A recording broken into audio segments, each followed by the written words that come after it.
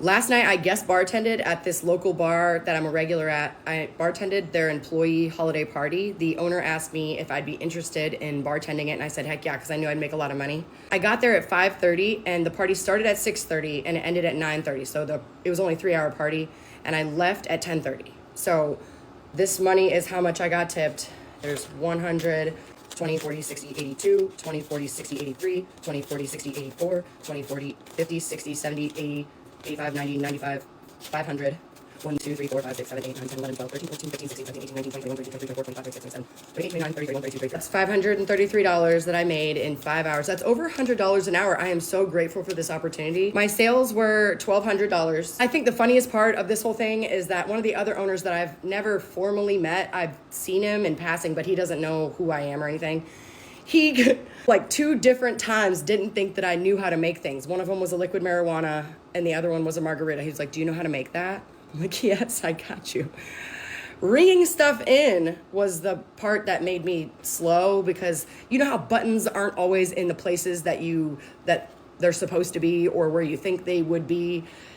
That slowed me down the most. And I guarantee you there's stuff that I didn't ring in, but yeah, I got my ass kicked a little bit, a lot of it. It was fun though. I had a really good time. My boyfriend is here and he brought flowers and he's gonna have Ryder bring them to me. Oh, wow, thank you. They're green. Whoa, these are beautiful. Come over here. Are there more? Yes. There are more? Yes. He's gonna go get some. Oh, wow. Did you buy these for me? Yes. They have more. There's more? Yes. Oh, there's wine. Thank you. Did you buy this for me? Yes.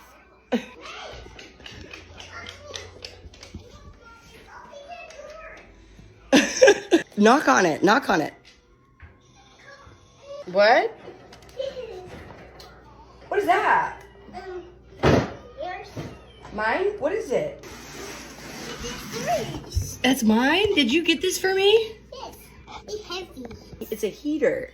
He did. Oh. Okay. Get more. There's more? What else did he get?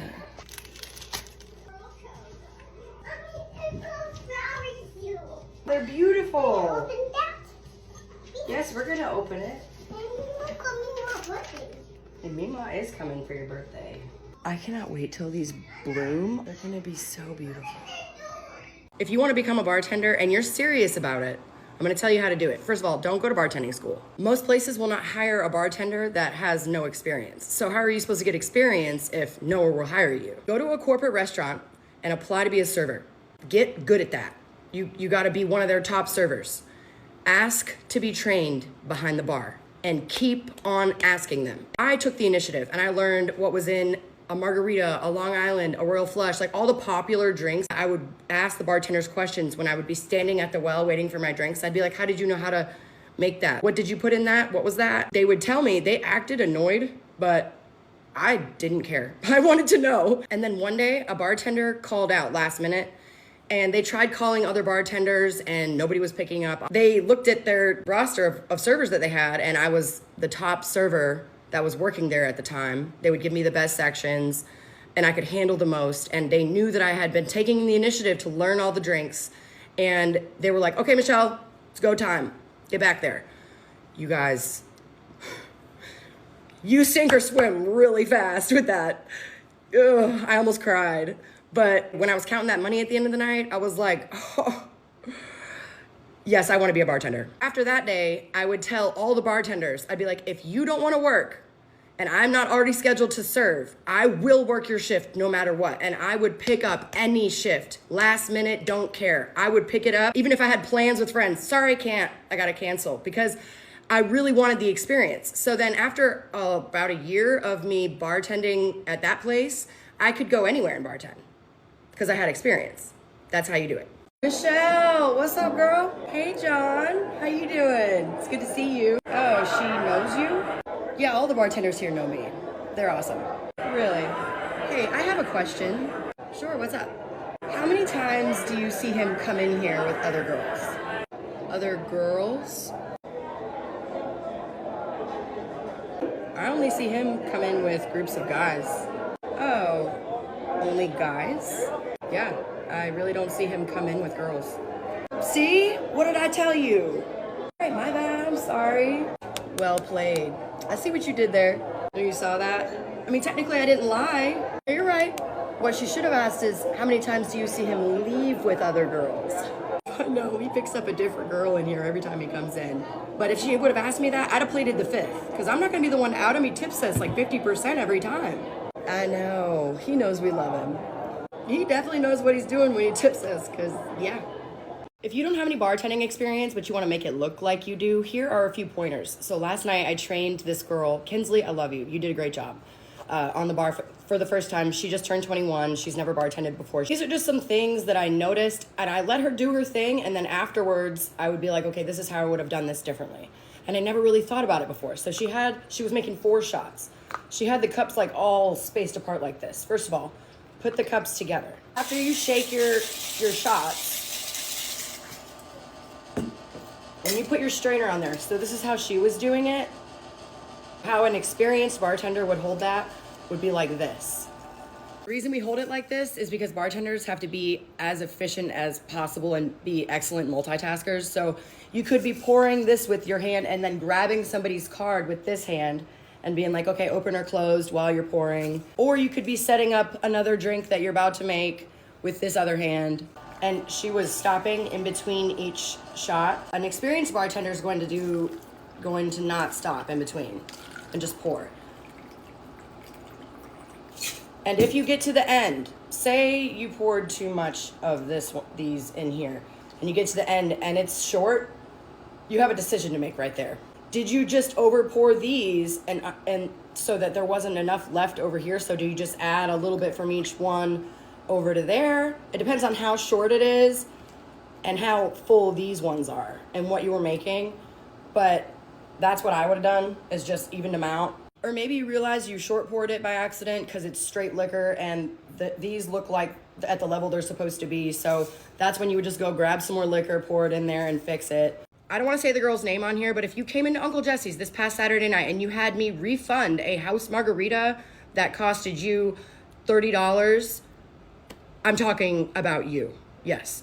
This is what actually happened. This group of girls goes down to the downstairs bar and ordered a drink from Joey, the downstairs bartender. She brings this margarita to me, and it's very busy. I got all these people staring at me, and I'm training this other bartender that had never bartended before, and we were a bartender short. Anyway, that's just setting the scene. He's like, I did not authorize to be charged $30 for this margarita. And I was like, okay, well, what kind of tequila did you get in it? She said, house. And she was like, and I'm a bartender. I didn't authorize this. And I'm like, I'm really sorry. Like, did you close your tab out? And she said, yes, I got a house margarita and I closed out. I don't know what was happening, but it was really busy, like I said. And so she hands me the margarita. She's like, I don't even want it anymore. But I don't know what your downstairs bartender's problem is, but he cussed me out because I said I did not authorize to be charged $30 for this drink. And I said, oh my gosh, he cussed you out? That doesn't really sound like Joey. Like, there must have been something else that happened, but I didn't have time to go talk to him about it. So I just apologized. I was like, I don't know why he would do that, and $30 is way too much for a house margarita. She's like showing me on her phone. She doesn't have the receipt because our system doesn't print a customer copy and a merchant copy, so you have to ask us for the customer copy if you want it. So I go into the computer system and I see that it's $25.75, and it wouldn't show me what he had charged her for because I was under transactions, not open tabs, because she told me she closed her tab out. So I give her this voided thing. At the bottom it says like voided. She's like, thank you so much. Yeah, you guys need to get your bottom bartender under control. So then at the very end of the night, I'm closing out all the open tabs that like of people that didn't close their tabs out, and then they left. I get to this one. El Toro, that's our house tequila. Look, add payment, because there is no payment because I voided her pre-auth. Our pre-authorization is only $25. So I didn't know that it was I didn't know it would do that, but it drops off after. A pre-authorization is just a hold, a temporary hold. It comes off. It's not a charge. I should have checked to see if she had an open tab. How are you a bartender and you don't understand a pre-auth system? And why did you tell me that he cussed you out? Because I talked to him about it. I was like, Joey, what was this all about? And he was like, I was trying to explain to her that it was a pre-authorization. And she was not getting it. She was like, no, I didn't authorize this, over and over and over again. He was like, and you know how busy it was. I didn't have time to deal with it anymore, so I just walked away from her. I said, okay. Needless to say, Uncle Jesse's ended up paying for her house margarita. Girl, why would you tell me that he cussed you out? Here's another drunk math video. I just find it hilarious that they took 86, which was the total, and they were calculating 20% on paper. 1720 was what they came up with, so clearly they were trying to tip 20%. 85.79 plus 17 is 102.79. We put 17 in. And for this one, it looks like 10. That looks like 60.04. I don't know, we just put $1 in. That looks like 36. 6 plus be 76. That can't be a 7. I don't know. We put 6 in. What? We went with 10. How? Looks like 50. But then how are you gonna make the 40? I don't know. We just made the total 40. So we put 12.41 in. What does that say? I think he was trying to make the total 30. So we put $3.21 in. What? We went with $3. Okay, 30, clearly, but 239. Because at first I was like, well, was he trying to make the total 30 and just tip 10? So I put 30 in. I don't know. And then there's this. Okay. Please try to recognize much less attractive people in line. Listen, I'm gonna tell you something right now. I do not care if you are attractive. I don't care if you have hair growing out of your eyeballs. I am there to do a job. Do you have money? I want it.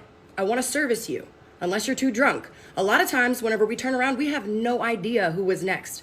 And so we'll be like, were you next? Like, and then sometimes people will be like, oh, they were next. And sometimes as bartenders, we're not trying to serve that person next because that person's drunk and we're going to cut them off, but we're just trying to slow serve them, or we're trying to evaluate. Like, there are a lot of reasons that we don't serve people next in line, but I promise you, we are doing the best that we can. Like, we did not mean to skip you. And I really wanted to include this one just because it was so nice. She tipped 100%. Thank you, Michelle. You really are the best. You're such a sweetheart. Oh, I love you, girl.